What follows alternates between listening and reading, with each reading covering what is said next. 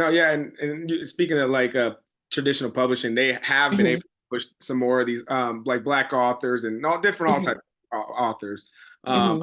I would love to hear just how your journey has been going through traditional publishing for your books. Yeah, so traditional publishing, I would say, was always my dream. And I think it was my dream because it was the only one that I knew so much about at such a young age. When I finished the Twilight Saga, I started becoming really obsessive with how people got their books published. I couldn't stop reading stories or listening to them. And I actually started running my own blog for the longest time about how did they get book deals? How does it happen for them? Like, what are their stories? And learning about their stories and how they became authors and like what it was they needed to do was what really inspired me and kept pushing me forward into that route.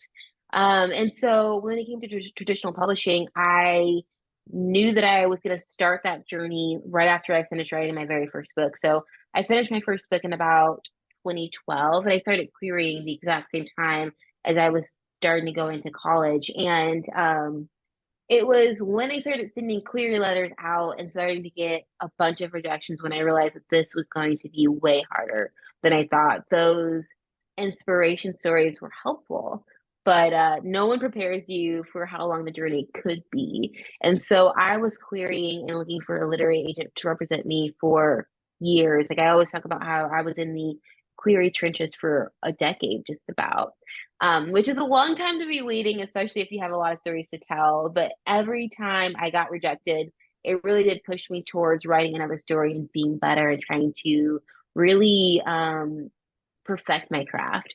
And I don't think that I am a perfect writer by any means necessary, but I do think that I've grown a lot over the years, which has really helped me land the literary agent that I got today. And so essentially in 2018, I ended up landing my first literary agent by doing a Twitter pitch contest on, well, Twitter, what was Twitter, I guess, back in the day.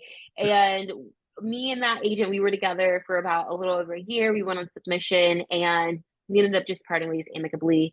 And then in 2020, or in 2019, I actually got the idea for The Truth of Us. I wrote that book and then I actually started querying for it. And I got my now literary agent, Caitlin, who is an amazing woman. She's literally a powerhouse. And I got her in 2020. We worked on The Truth of Us and then we sold it off to Disney in the fall of 2020. And that was actually a really quick process for me.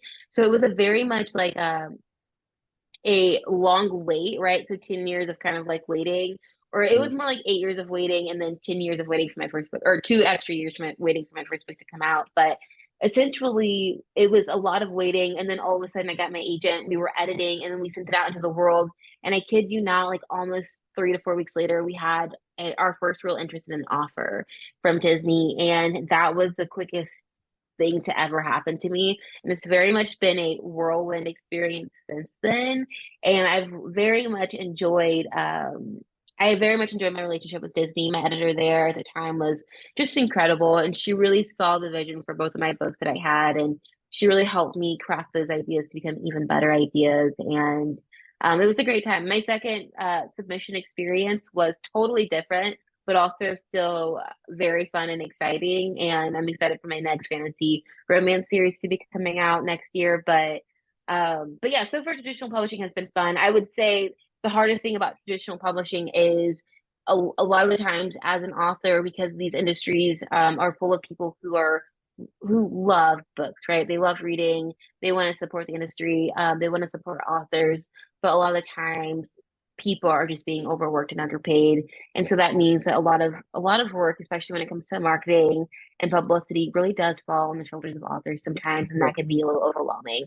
And I don't think a lot of people expect that because you are with house, a publishing house that is supposed to ideally be doing all this push, but there's so many levels in traditional publishing that can be really, really hard to navigate through, especially when you're new to the industry.